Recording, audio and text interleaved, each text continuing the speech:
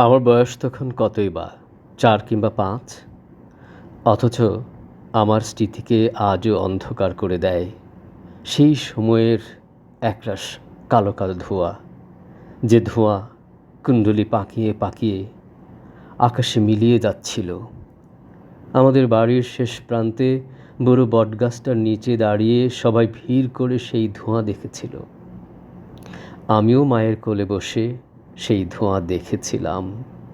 সবাই আতঙ্কে রায়ট লাগছে, রায়ট লাগছে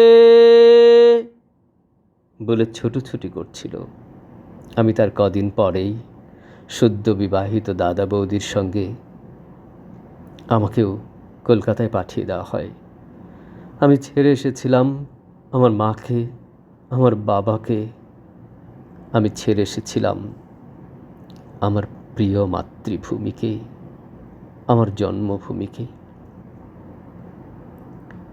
প্রেমচাঁদ বড়াল স্ট্রিটের ৩.৫ হাত চওড়া এক অন্ধগলি।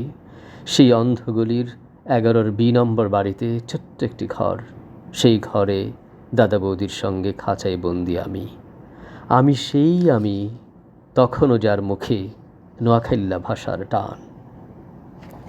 আমি সেই আমি, যাকে দেখলেই প্রাইমারি স্কুলের ছেলেরা কানের উপর উপুর হয়ে চিৎকার করে বলতো, বাঙালো রস খাইল, ভাঁড় ভাঙিল, পয়সা দিল না।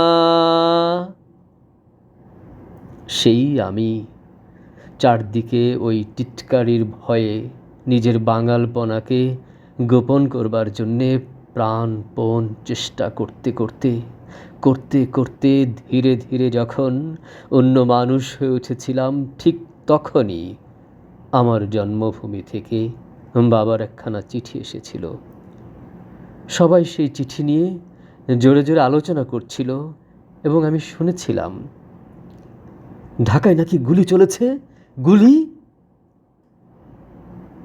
বহু বছর পরে জেনেছিলাম সেই গুলি চলেছে তাদের উপর যারা আমার মাতৃভাষা বাংলার মর্যাদা রক্ষা করতে ওপার বাংলায় লড়াই শুরু করেছিল। শুনেছিলাম তারা নাকি পুলিশের বন্দুকের সামনে জামার বোতাম খুলে চিৎকার করে গাইছিল, ওরা আমার মুখের ভাষা কাইরা নিতে চায়। আর সেই মুখের কথার গৌরব রক্ষা করতেই তারা নাকি পুষ্পাঞ্জলির মতোই তাদের প্রাণকে সমর্পণ করেছিল। আর আমি তখন এপার বাংলায় আমার সমস্ত বাঙ্গালপনাকে ঝেড়ে ফেলে ধীরে ধীরে হয়ে উঠছি কেতাদুরস্ত এক অন্য মানুষ। আমার দাদা বৌদি আমাকে নিয়ে গর্ব করে।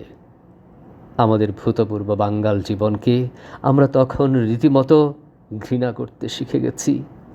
তারপর থেকে আমার জীবনে শুধুই চড়াই। আমি এখন এক সাহেবী কোম্পানির নামী অফিসার। আমার ছেলেমেয়েরা আমাকে ড্যাডি বলে, মাকে মাম্মি। ওরাও এখন শুদ্ধ করে আমার মতো আর বাংলায় কথা বলতে পারে না, শুদ্ধ করে লিখতে পারে না মাতৃভাষায় কয়েকটা লাইন। আমার ছেলে মেয়েদের কাছে বাংলা ভাষা এখন নিতান্তই বিদেশি। সেবার লন্ডনে এক জাপানি শিল্পপতিকে বিদেশের মাটিতে দাঁড়িয়ে তার মাতৃভাষা জাপানিতে অন্যদের সঙ্গে যখন অনর্গল কথা বলতে দেখেছিলাম, তখন আমার বুকের ভেতরে কেমন একটা কষ্ট হচ্ছিল। ইংরেজিতে কথা বলতে না পারার জন্যে ওই মানুষটির ভেতরে কোনো লজ্জা ছিল না, বরং মাতৃভাষায় কথা বলতে পারার অহমিকায় মানুষটিকে যেন উজ্জ্বল হয়ে উঠতে দেখেছি। আমার ভেতর সেই অভিজ্ঞতার যন্ত্রণা একটা কান্না হয়ে গুমড়ে গুমড়ে উঠছিল।